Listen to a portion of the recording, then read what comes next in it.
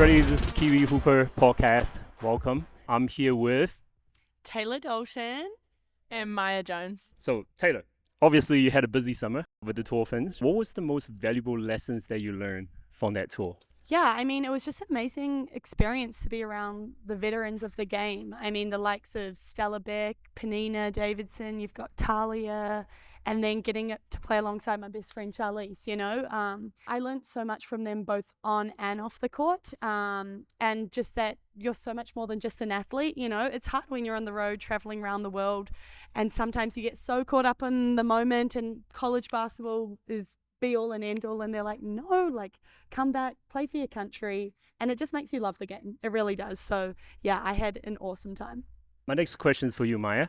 Welcome to California first. How have you been adjusting the life here? I've actually been loving it. Like, I came in end of January, so I redshirted last semester, like the end of last season, and it was just like amazing. Like, I learned so much in just such a short time being there. Like, I even learned stuff when I wasn't playing. Like, I was obviously redshirting, so I was on the bench. I learned so much just watching like all these amazing girls play, watching Tayla play, and like coming back from summer was, I'm not gonna lie, really hard, but it's a life lesson. Like, I've learned so much already, and like the school here, I'm just super grateful. I'm getting a free education. I'm beyond grateful and beyond happy with my choice. What was one of the most memorable moments that you remember vividly in this year?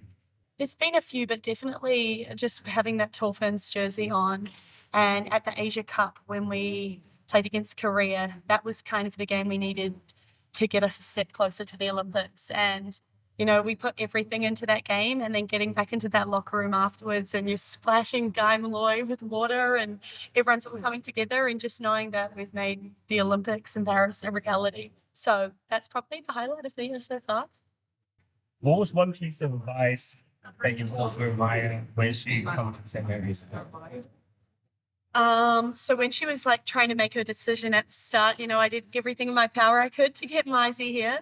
But again, I just told her, you know, you come to St. Mary's and you almost feel like you're back in New Zealand. Everyone knows everyone. The professors are like family. Our team's pretty much half international. Few Aussies though. But then coming into season, as I've said to Maia, Maia's an absolute baller.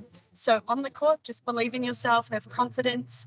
And then I've also said don't trust the process. College basketball is really hard. You know, you go through the highs, the lows, and just to remember who you are off the court.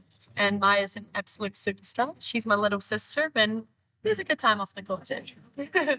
What are the pros and cons in having one of the most accomplished Kiwi hooper as your father? Love my dad. It based my game off of him. He's an amazing player. Like, such a role model, which is a pro. The con is probably like, I'm known as my dad's daughter. I love him. Sometimes you want to be recognized as your own, you know, as an individual, but I'm proud to be his daughter, and yeah, he's an amazing player. Which team are you most looking forward to play against this season and why? There's two teams. So non-conference, Cal, last year, you know, they're a rival Bay team just across the Bay in Berkeley. And so last year we lost to them by 2. So that was a heartbreaker. So we're going to try and get them again this year. And then definitely in season, Portland, my lovely best friend, Emmy Shearer. They were champs last year. And so we're going to make sure we're ready to go this year. And Emmy and I have a good giggle off the court, but on the court, we go at it. So it should be good fun. How do you handle pressure during the game, high-stake situations? And do you have any pre-game rituals that you usually do, or any mental techniques that help you stay focused? Mm-hmm. Yeah, I think in terms of pressure of a game, this year especially, you know, we've had 2 very great press teams, and being a point guard, you know, that is a lot of pressure bringing up the ball. But I think my coaches have just instilled a lot of confidence in me in practice. You know, they're putting me against 4 practice boys, and they're up there pressuring so that when it gets to the game, you do feel a bit more confident. And then when it comes down to the clutch moments, it's just take a breath, be calm. You've been here before. You've played against some of the best in the world, Tayla. You know, this is just another game of basketball. So I think coming into senior year, I'm feeling more confident. And then in terms of pre-game, I'm pretty pretty superstitious. I do the same thing, you know, I always have my coffee and listen to the same songs before a game. And then I always have to make sure I come out, you know, early and get a few extra shots up. So, but always go back to trusting your training and yeah, otherwise I always have my gum before a game just to chill out the nerves. Yeah. I have this like breathing technique. So like when I get really worked up, you like breathe in up your finger and then breathe out down your finger, and then you do that like for your whole hand, and that just literally calms me down.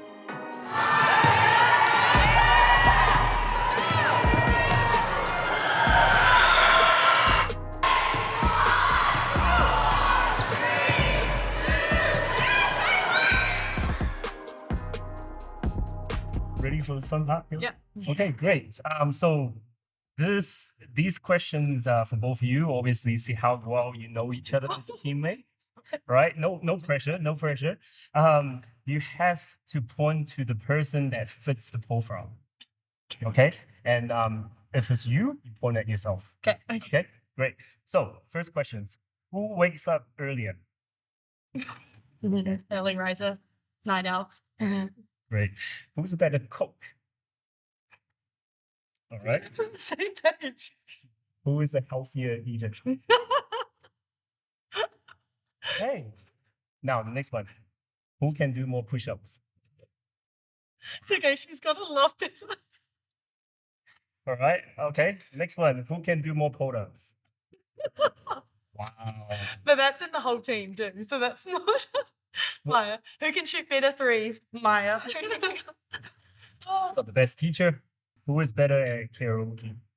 Maia. Great singer. We've actually done carpool karaoke together before. Don't watch those clips.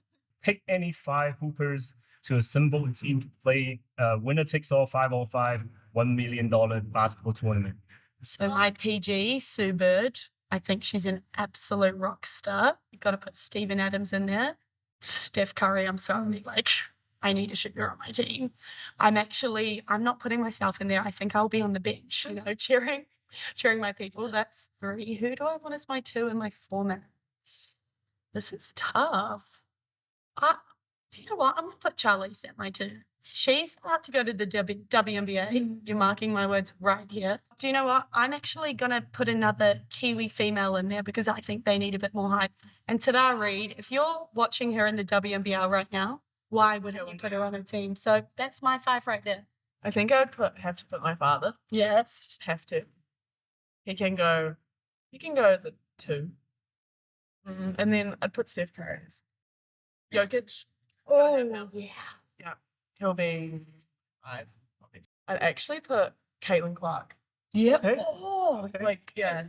I don't know if she's really a 3, but like in this situation, she's a 3. Or I'd put my father at 3 and she can go 2. Doesn't make a difference. And then my 4 man would have to be, and I think even though Panina's more of a 5, I was thinking Panina is a 4 and then Jokic is a 5. Yeah. Yeah. It's a tough team. Yeah. Both teams very tough to beat for sure. 100%. Awesome. And I would love the fact that you put in Kiwis in there. Of course. Kiwi Hoopers.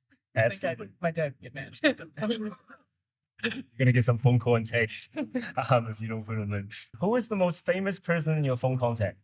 When we go back to netballers, you know, the likes of Irene Van Dyke and, you know, Dean Wilson and Annie Stanley, Donna Wilkins, all of the netballers, you know, they're my people. So probably say them. Well, it has to be my dad. Yeah. Like Phil, unfortunately, I haven't got your phone number. Otherwise, you would have been top of the list.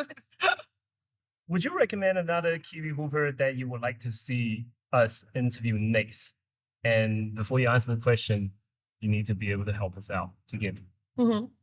Have to give my little bro a shout out. So Charlie's just starting his freshman year at Concordia and he's having an absolute blinder in his season. So he'll be coming up to play around here soon. And then we can always get Charlize and Emmy, any of those girls. my brother's being very successful at the moment.